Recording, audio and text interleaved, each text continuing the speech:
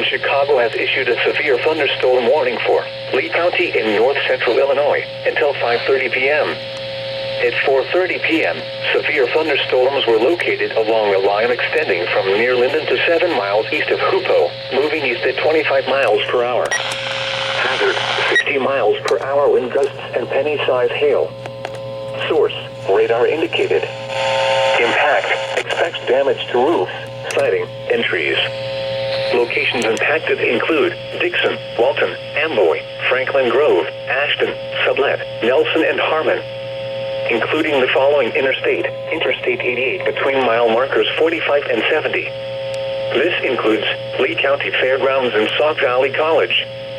For your protection, move to an interior room on the lowest floor of a building. Damaging winds and continuous cloud-to-ground lightning are occurring with these storms. Move indoors immediately. Lightning is one of nature's leading killers. Remember, if you can hear thunder, you are close enough to be struck by lightning. Torrential rainfall is occurring with these storms and may lead to flash flooding.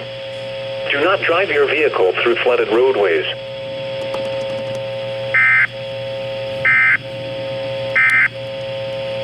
This is NOAA Weather Radio, KZZ 50.